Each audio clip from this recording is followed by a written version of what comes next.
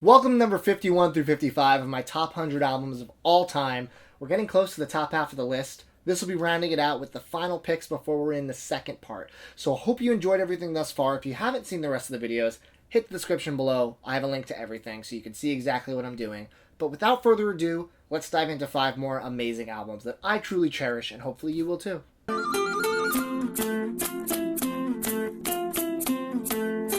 Number 55, Gorillaz, Demon Days. Damon Albarn is a very talented musician. He has succeeded with all of his projects, whether it was Blur or The Good, the Bad, and the Queen. There's merit to everything he's done, but for me, where he shines the most is with Gorillaz. His fusion of moody indie rock and hip-hop was a rousing success, and his first 3 albums with Gorillaz is a testament to that. Unfortunately, after those, I feel like the quality of the project took a significant drop. I'm sure a lot of you agree, but we still have those first 3 to listen to and appreciate. The best songs of all those albums, though, fall right on Demon Days. Feel Good Inc. was the single that everyone knows, and it had De La Soul featured on it. They used their loose, fiery flow to make some goofy lyrics that were awesome and fit the vibe of the song perfectly. Dare was another massive hit from the album, but for me, my 2 favorite songs are probably the understated Kids with Guns and November Has Come, the latter of which featuring MF Doom spitting 2 of his best verses in my opinion. Rap-rock fusions have often failed gloriously, but Damon Albarn was able to make it work with the use of his fun cartoon avatars, making it a virtual band of sorts, and his amazing knack for songwriting. This album was out of print for ages, especially when I first got into vinyl, but Vinyl Me Please decided to do something about that. They did this amazing repress, awesome gatefold with all the art for each track, which I love, but of course it has a colored variant as well. Check out this wonderful red vinyl.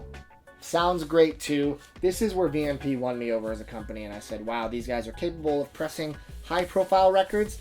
I'm gonna stick around. Number 54, Run the Jewels, Run the Jewels 2. Run the Jewels is the hip-hop duo we didn't know we needed, but at the same time, we absolutely deserve. Killer Mike and LP are ruthless, talented MCs with years of experience. Killer Mike had a cult following in the Atlanta rap scene, working with people as large as Outkast, and LP was always a legendary producer, but he also rapped with Company Flow and his own solo project. When the 2 fused and unexpectedly dropped Run the Jewels, the project, for free one night, it took the world by storm. Everyone was floored by the laser-focused production and the Watch the Throne style confidently trading bars from the first to the last song. I love that record, but for me, RTJ2 took what was great about 1 and shot it into the stratosphere. The first 4 tracks on this record are unbelievable, one of the best opening runs of a hip-hop record, period.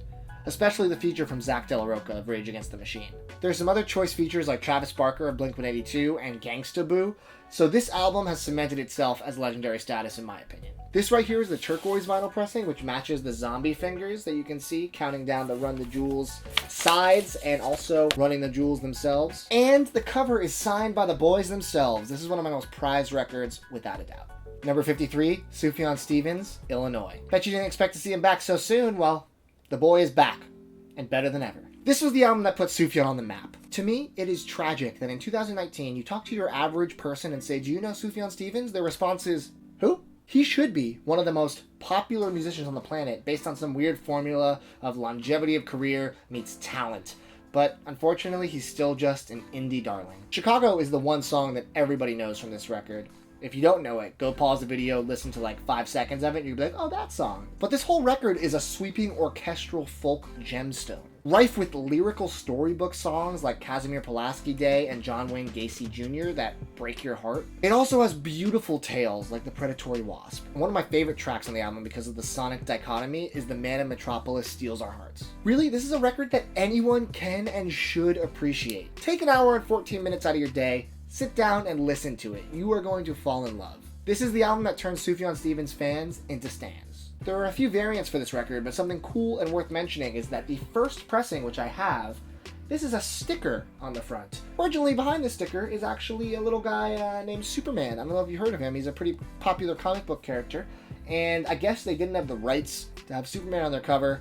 Makes sense. So what happened was, these were printed and they were asked to put these balloon stickers over the front of the cover. Subsequent represses actually have the balloons on the art itself, but if you're lucky enough like me to find an original, you could have an unpeeled sticker knowing that Superman's hiding behind those balloons.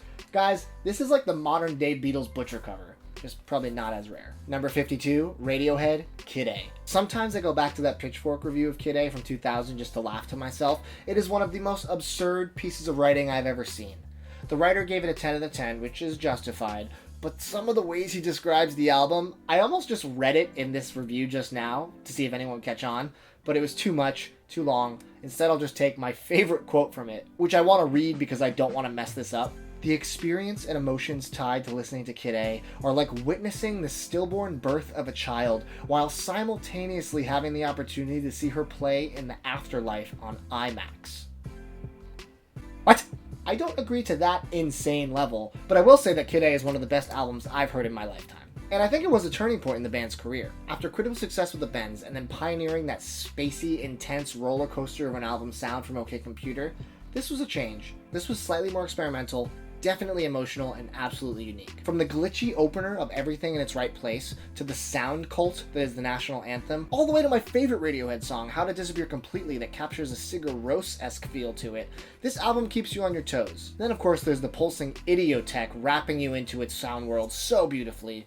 I love every song on this album, and I think this is something that if you haven't heard Radiohead, will change your mind on them in a positive way. This album is one of a kind, and it is a masterclass in music in general.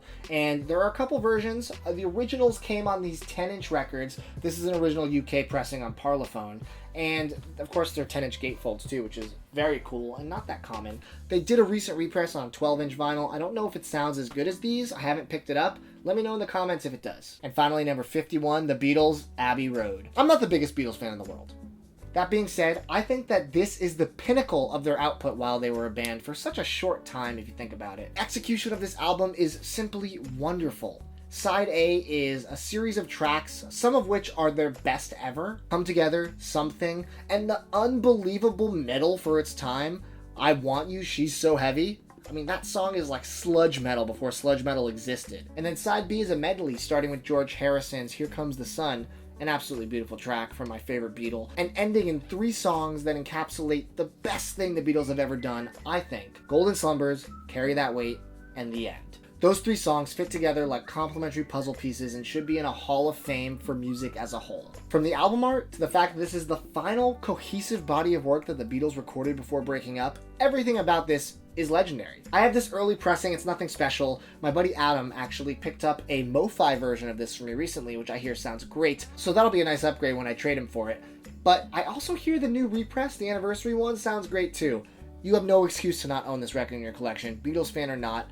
Everybody loves Abbey Road. Alright guys, we are officially done with the first half of this list. We have 50 more records though that I love arguably even more than the ones I just talked about. So if you've been loving my picks, make sure you're subscribed to Too Many Records. Make sure the notification bell's turned on so you don't miss out on any videos I put out. Leave a comment with your thoughts, and of course I'll be doing more videos soon. Thanks for watching. Take it easy.